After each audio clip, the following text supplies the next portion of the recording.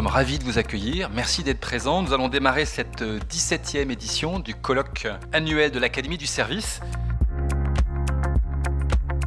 On a pris conscience à travers tous nos contacts que l'expérience collaborateur était devenue stratégique. Et elle était devenue stratégique parce que les entreprises avaient beaucoup de mal à la manager, beaucoup de mal à la rendre successful, on pourrait dire.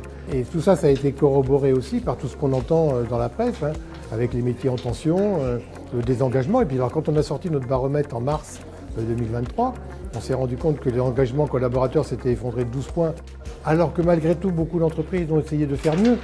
On s'est dit qu'effectivement, il y avait quelque chose de plus profond dans la société, dans l'évolution de la société, qui faisait que c'était sans doute intéressant de se re-questionner sur le rapport au travail.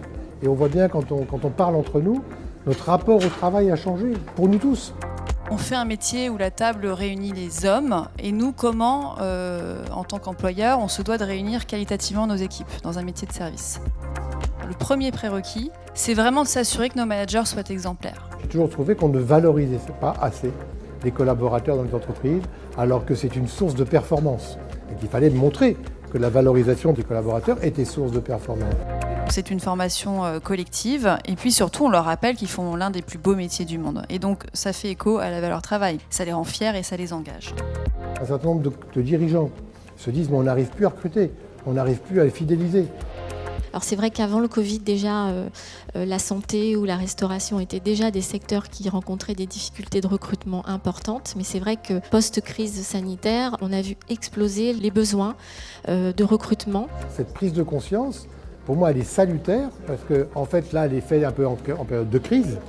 Mais cette crise, c'est aussi une très belle occasion qu'a donnée aux entreprises de remettre en cause leur modèle, de changer leur paradigme. Et ça, je pense que c'est une grande chance.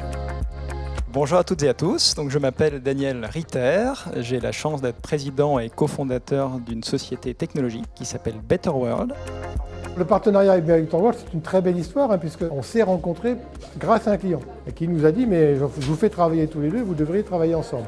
On a appris à connaître ce que faisaient l'un et l'autre, on a essayé d'imaginer ce qu'on pouvait faire ensemble et très vite on s'est rendu compte dans notre conversation mais aussi dans les premiers essais qu'on a fait de coopération qu'effectivement il y a un profond sens et de beaucoup d'efficacité à allier ce que fait Better World qui permet à ses clients de beaucoup mieux écouter en continu ses clients et ses collaborateurs et d'allier ça avec la capacité de l'Académie d'analyser ses résultats et d'accompagner les entreprises dans des plans d'action qui vont leur permettre de progresser et de retourner voir dans les tableaux de bord que fournit Better World si effectivement, puisque c'est de la mesure permanente, est-ce qu'on est bien en train de progresser.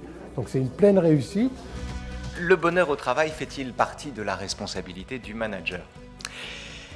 Eh bien, pas du tout. Le moment fort que je retiens de notre matinée, c'est d'abord, je pense que le plaisir qu'on a tous eu à écouter Raphaël Endeven qui nous a interpellés, qui nous a redonné le sens des mots, qui nous a montré qu'il y avait des fausses pistes, qui nous a en tous les cas fait réfléchir. Il est impossible d'être heureux. Ou alors, on s'aperçoit après coup qu'on l'était. C'est pas le bonheur au travail qui est une responsabilité du manager parce que, en plus, chacun se fait une certaine idée de son bonheur, donc celui qui veut vous l'imposer le fait aux dépens de votre liberté.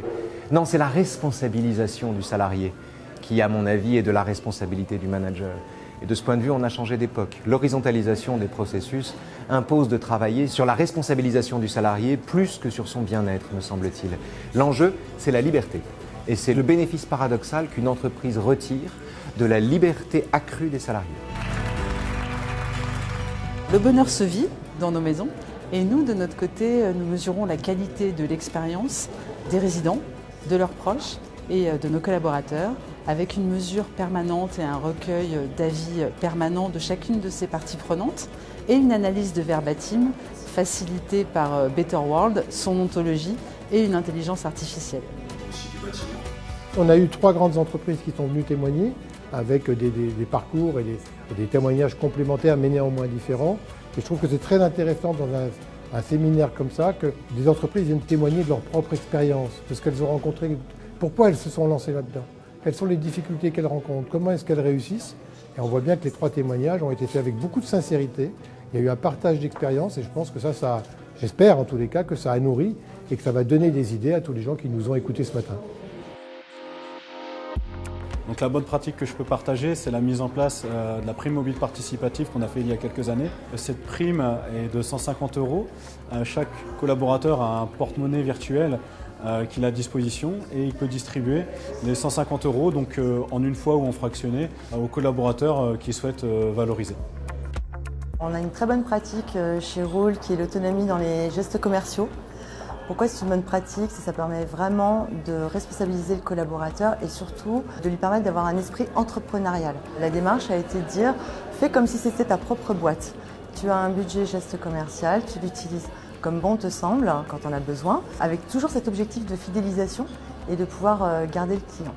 On a donné la possibilité pendant le confinement à l'ensemble des collaborateurs de pouvoir appeler sans aucune intention commerciale, de juste appeler les clients pour savoir comment ils allaient. C'était une reconnaissance forte de la part des collaborateurs d'avoir ce temps dédié et il y a eu donc des échanges très riches avec ces clients et ça a vraiment enrichi l'expérience collaborateur au profit de l'expérience client.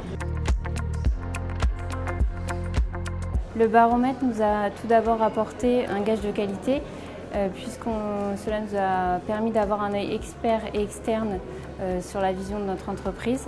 Suite aux recommandations de l'Académie, nous avons pu renforcer notre parcours de formation donc pour les nouveaux collaborateurs, mais aussi pour les clients, pour lequel nous avons obtenu la certification Calliope.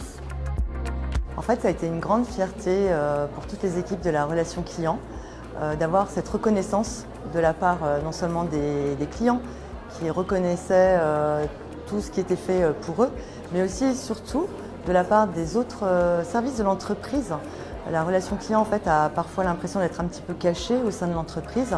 Et là, en fait, le fait qu'il soit l'image de l'entreprise auprès des clients a vraiment été mis à jour auprès de tous les autres collaborateurs. Vous avez lancé il y a quelques semaines le 3e baromètre de la symétrie d'attention chez Cofidis France. On est quand même sur un score de 70 pour les collaborateurs, les clients 81, les dirigeants 95, on a une note finale à 82. Donc on est plus de 10 points au-dessus du seuil auquel il faut prétendre pour avoir ce label. Donc c'est des scores remarquables. Donc j'ai le plaisir et l'honneur de remettre devant vous ce label à l'équipe Cofidis. On est engagé dans une démarche RSE depuis de nombreuses années, c'est notre ADN, ça fait partie de nos valeurs que de s'investir. Pour autant, il y a encore pas mal de choses à faire. Donc à notre niveau, on travaille déjà, on a pas mal d'actions à mener. Pour autant, notre secteur d'activité, c'est le crédit. Et sans crédit, il n'y a pas de consommation. Donc tout notre questionnement, c'est de se dire comment on revisite nos modèles, comment on se re-questionne, comment on accompagne nos clients, nos consommateurs à être un peu plus éclairés peut-être et comment on les accompagne dans une consommation beaucoup plus durable. On a beaucoup de contradictions également parce que comment concilier la rentabilité et la profitabilité avec l'économie durable. On est challengé à la fois par nos clients et également surtout par nos collaborateurs.